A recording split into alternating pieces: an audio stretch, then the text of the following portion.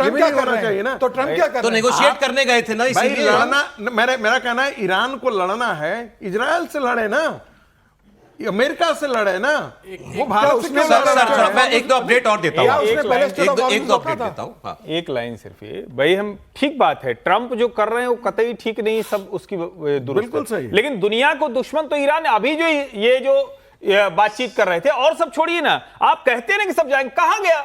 इतने दिनों से कह रहे थे सबका जहाज जा रहा है, एक जहाज निकाल के युद्ध में नियम होते हैं क्या? आपने एक देश के ऊपर मिसाइल बरसा दी, दोनों नहीं चलेगा, उसके पल्ले जो था उसने वो कर दिया। युद्ध के नियम नहीं होते हैं तो फिर तो जो माइट इज राइट, ऐसा ही है, फिर जितना ही करेगा वो होगा। तो युद्ध और क्या होता है? तो वही तो वो कर रहा है।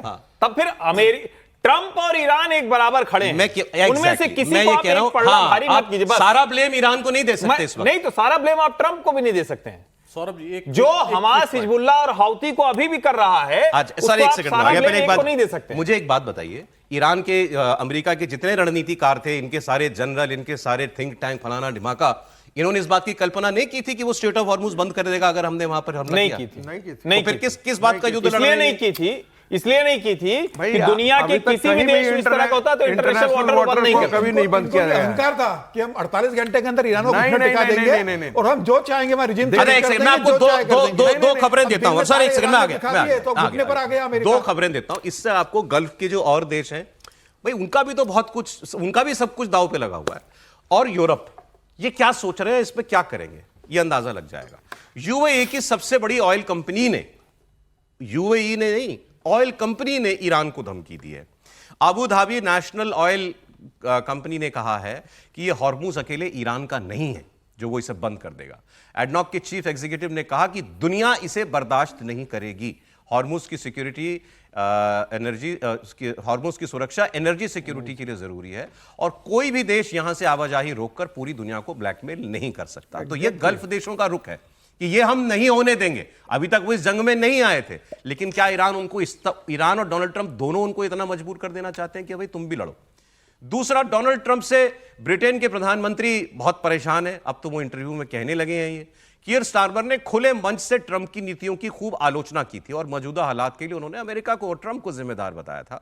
अब इस बीच में खबर आई कि वो एक नौसेना जोड़ रहे हैं यूरोप के देश मिलकर के, उसमें 32 देश हैं, और वो स्ट्रेट ऑफ हॉर्मुज को खुलवाने का प्रयास करेंगे। लेकिन अब जब ये ब्लॉकेड की बात कर दी ट्रंप ने, तो ब्रिटेन पीछे हट गया है। ब्रिटेन ने अमेरिका को एक और झटका देते हुए अमेरिका की हॉर्मुज पर नाकेबंदी की योजना को नकार दिया है।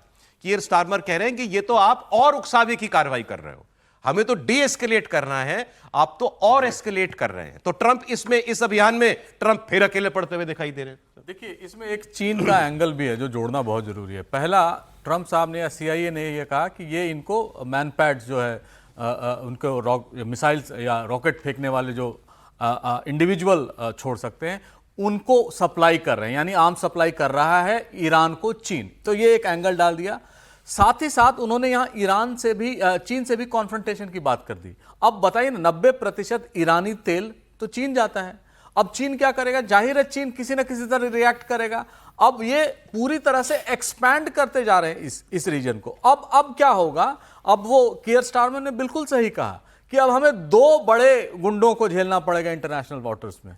एक तो ईरान जो है वो हॉर्मुज में कर रहा है, अब अमेरिका भी वही कर रहा है। क्योंकि ब्लॉकेड का मतलब ये नहीं है कि सिलेक्टिवली, अगर आप वो रॉकेट से बच जाएगा तब ना वो आगे हॉर्मुज से बढ़ेगा। तो ईरानियन रॉकेट्स उसको छोड़ेंगे नहीं तो आगे कैसे बढ़ेगा? ट्रंप क्या अब इसको दुनिया की प्रॉब्लम और बढ़ा करके बाकी देशों का साथ लेना चाह रहे हैं? एग्जैक्टली सौरभ जी, आपने एकदम सही कहा, और मैं वही सोच भी रहा था कि वो कह रहे हैं कि देखो ये मेरा प्रॉब्लम नहीं था, मैंने तो सॉल्व करने की कोशिश की, मैंने तो इनको ब्लॉकेट कर दिया, अब तुम समझो कैसे निकलवाओगे। और ये भी कह रहे हैं कि आप पैसे नहीं, और जो टोल देके जाता मिलेगा उसको हम आगे नहीं जाने देंगे, उसको हम पकड़ेंगे। अब क्या हो रहा है ग्राउंड पर, इसका एक बड़ा दिलचस्प वीडियो है, वो आप देखिए। हॉर्मुज से होकर गुजरने की कोशिश कर रहे पाकिस्तान के 2 जहाजों को ईरान ने वापस लौटा दिया। एक तो ये खबर, क्योंकि आज की है, IRGC ने हॉर्मुज स्ट्रेट पर नाकेबंदी करने के ट्रंप के ऐलान के कुछ घंटे पहले एक वीडियो जारी किया था, वो मैं आपको दिखाने वाला हूं। इसमें IRGC का एक कमांडर सीधे अमेरिका के नौसेना के एक युद्धपोत को चुनौती दे रहा है, वार्निंग दे रहा है, लास्ट वार्निंग, रिटर्न बैक। अब आप जानना चाह रहे होंगे कि ईरान की नेवी के इस चेतावनी के बाद हुआ क्या? तो अमेरिकी जहाज वापस लौट गया। ये हुआ, नहीं क्रॉस करने दिया उसको ईरान की नेवी ने, और उसने देखिए बाकी जहाजों से भी कहा कि अगर कोई आपको युद्धपोत दिख रहा हो, मतलब नौसेना का कोई जहाज दिख रहा हो, तो उससे 10 मील की दूरी बना लेना, क्योंकि मैं बिना चेतावनी अब फायर करूंगा इसके ऊपर, युद्धपोत के ऊपर। उसकी नौबत नहीं आई क्योंकि अमेरिका का जहाज पीछे मुड़ गया।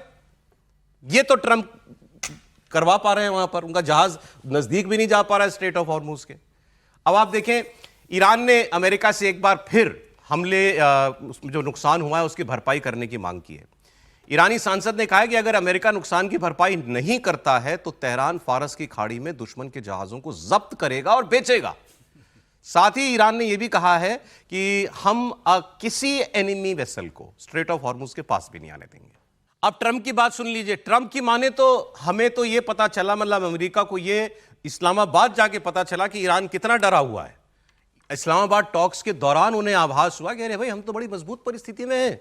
अब जो बात प्रोफेसर साहब ने भी थोड़ी कही थी, ऐसा भी लगने लगा है कि क्या वाकई अमेरिका ने ये सीज फायर करने की पेशकश करने का जो ऐलान किया, ये कोई दोबारा हमले करने के लिए कोई रणनीतिक पॉज लेने के लिए किया था, अपनी थोड़ी स्ट्रैटेजी चेंज करें। वो एक्चुअली शांति चाहता नहीं था, वो पूरी तरीके से युद्ध बंद करना नहीं चाहता था, और ना ये युद्ध पूरी तरीके से बंद होगा। बोलिए त्रिपाठी जी।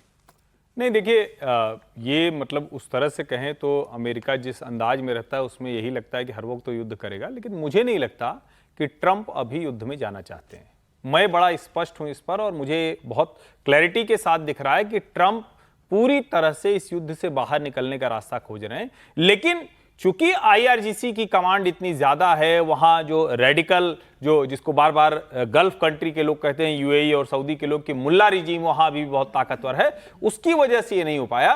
ट्रंप पूरी तरह से इस वॉर से निकलना चाहते हैं, और उनकी यही कोशिश थी कि अच्छा सोचिए, मांगा क्या था, न्यूक्लियर नहीं बनाएगा और स्ट्रेट ऑफ हॉर्मुज खोल देगा, तो ये तो बड़ा आसान सा था। क्यों ईरान ने नहीं किया? इस वार्ता को तोड़ने के लिए हम क्यों अमेरिका को दोषी ठहरा रहे हैं? लेबनान नहीं, लेबनान की लड़ाई हमेशा चलती रही। लेबनान की लड़ाई इससे कहां जुड़ी हुई है? वो दोनों इससे कनेक्टेड है ही नहीं। लेबनान और इजराइल की लड़ाई वो कोई ईरान की वजह से थोड़ी ना हो रही। ईरान चूंकि वहां हिजबुल्लाह को सपोर्ट करता है, इसलिए उनके लिए वो मिसाइलें फेंकते हैं। लेकिन मैं फिर कह रहा हूं, ये वार्ता तोड़ने का, शांति न करने का पूरा आरोप ईरान के ऊपर जाता है।